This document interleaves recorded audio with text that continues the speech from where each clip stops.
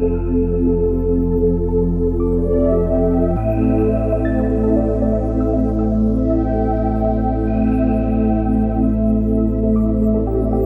Carmen Zapata y soy gerente de la Asociación de Salas de Conciertos de Cataluña. Soy miembro también de la Academia Catalana de la Música y llevo 2 años como portavoz de una plataforma en defensa de la subsanación de la precariedad de los músicos en España.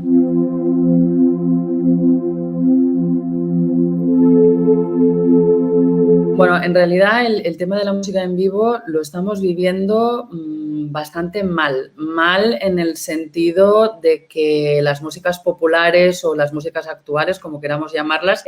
nos sentimos discriminadas de todas las políticas públicas y las políticas culturales que se están adoptando. Si bien es cierto que lo más importante es la salud, que hay que combatir la transmisión del virus, sí que es cierto que se ha logrado abrir los teatros, se ha logrado abrir los cines y se ha declarado, por ejemplo, en Cataluña, la cultura como un bien esencial. La cultura en estos tiempos en los tiempos de confinamiento, creo que en todos los países y en todo el mundo, ha sido fundamental para que no enloquezcamos en casa recluidos y ha sido un gran aporte para todos nosotros. En el caso de las salas de conciertos, no se ha levantado la prohibición de la apertura, a pesar de que las salas han hecho grandes esfuerzos para adaptarse a la distancia de seguridad, para modificar entradas y salidas de ventilación y todo aquello que se requería desde la administración. Se han abierto auditorios, se está programando música en teatros, incluso hay cines que están haciendo algún ciclo puntual de música, mientras que los espacios naturales para hacer los conciertos, que son las salas, permanecen cerradas. No solo permanecen cerradas, sino que están prohibidas, ya que muchas de las salas, después de los conciertos, tienen sesiones de club con DJ, sesiones de electrónica y sesiones de baile, de ocio. Entonces, claro, ahí podríamos abrir una discusión sobre qué es ocio y qué es cultura y cuándo la cultura deja de ser cultura para convertirse en ocio nocturno, y si no es igualmente cultura que uno baile una canción de un grupo en su concierto, que lo haga en una sesión de club, por ejemplo. El caso es que todo ese sector se ha estigmatizado de tal manera que ahora mismo está prohibida su apertura. Aquí hay un consejo interterritorial y, como sabéis, en España hay 17 autonomías que tienen algunas competencias transferidas, con lo cual legislan en cada área, más o menos con una cierta cohesión general, pero cada una como le parece que es la mejor manera de hacerlo. En el caso de Cataluña, cuando se permitió en esos decretos que quincenalmente se van aplicando dependiendo de cómo van los contagios, que a veces son más restrictivos y otras veces son un poco más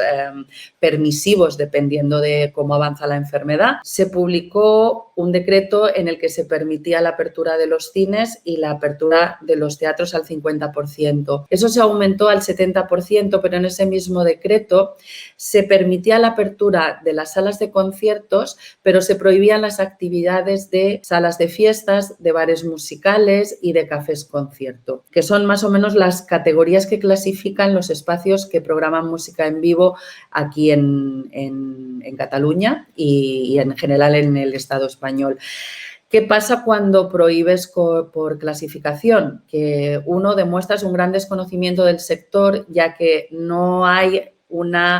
ninguna de las salas emblemáticas de Cataluña, por ejemplo, o del Estado, funciona con una licencia específica de sala de conciertos, sino que son licencias tan antiguas que tienen unas nomenclaturas muy arcaicas, como son café concierto, sala de fiestas con espectáculo y sala de baile con concierto. Entonces, al prohibir esas licencias y no poner medidas sobre la actividad, lo que se hizo fue prohibir al 100% la apertura de las salas de conciertos. Entonces, ahora estamos en ese escenario, en el escenario de lograr que se permita abrir en función de tu actividad cultural y no de la licencia que tú tengas para hacer esa actividad cultural.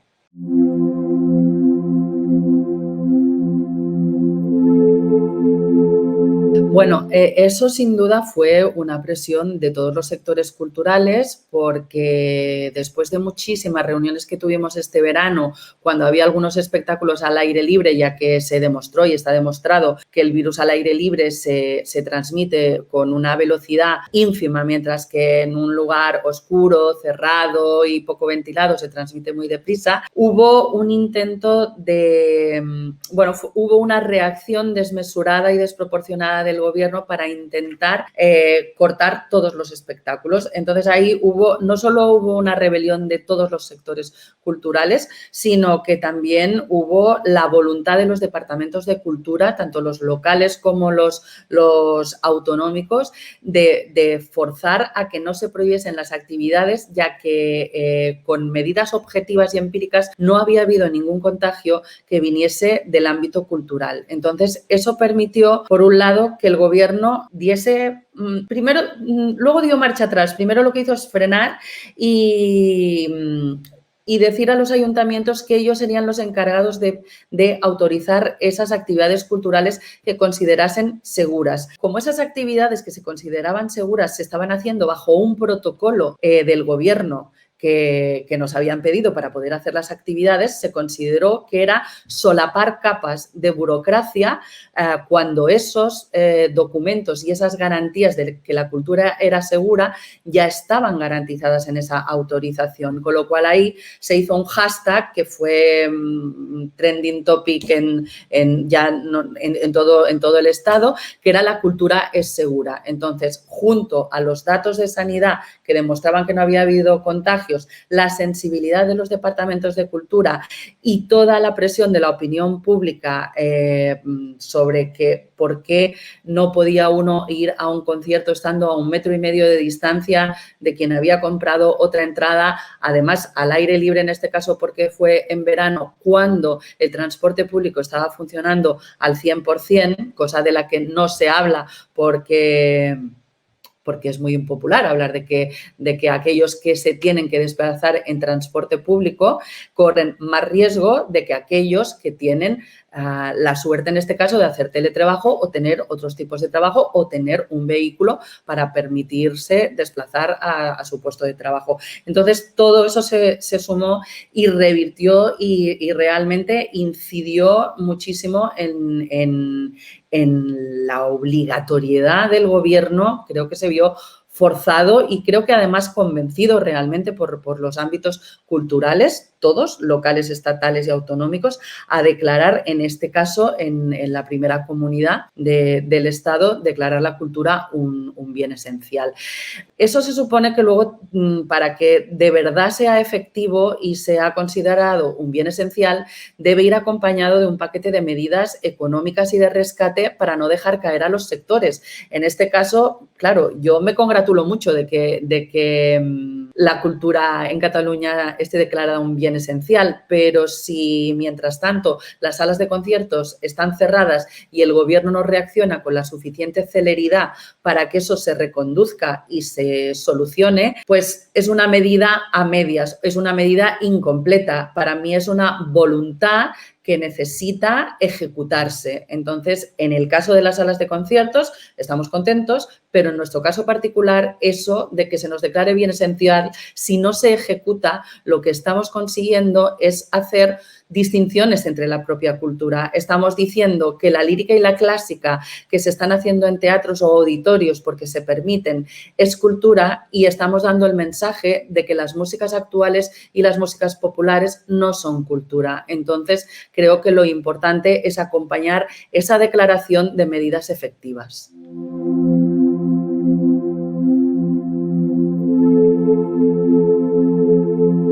Yo creo que no, los conciertos virtuales no han acabado de cuajar. Creo que, bueno, primero que hay muchos asuntos de propiedad intelectual para que los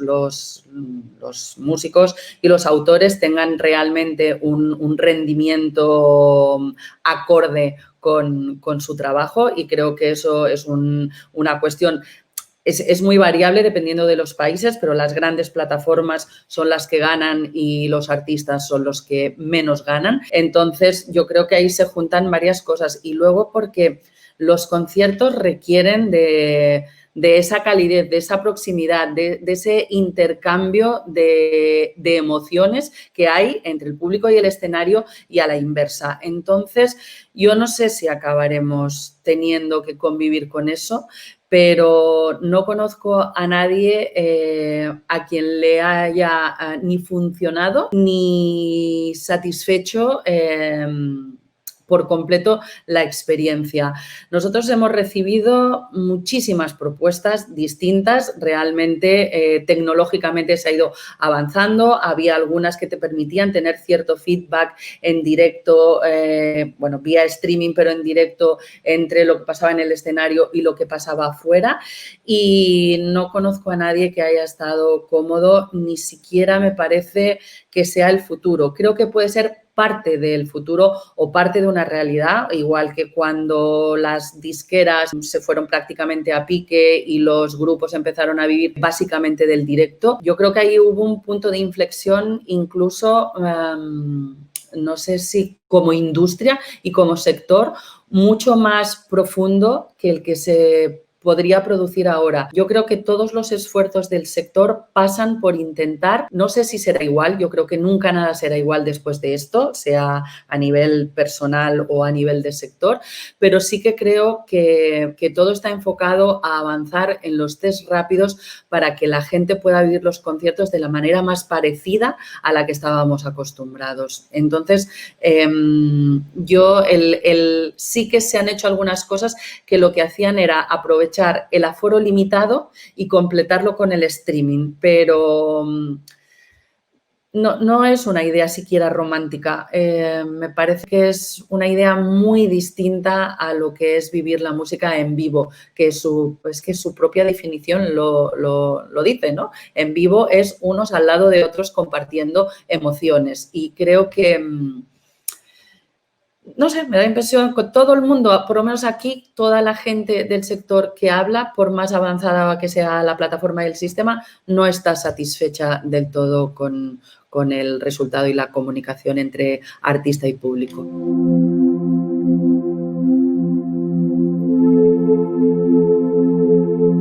Nuestro contacto con el Gobierno ha sido constante en todos los ámbitos. Ha sido constante a nivel local, autonómico y estatal. No hemos parado de hacer planes, comunicados, notas de prensa y hemos intentado aprovechar todas las plataformas que existían, y si no, hemos creado algunas asociaciones nuevas,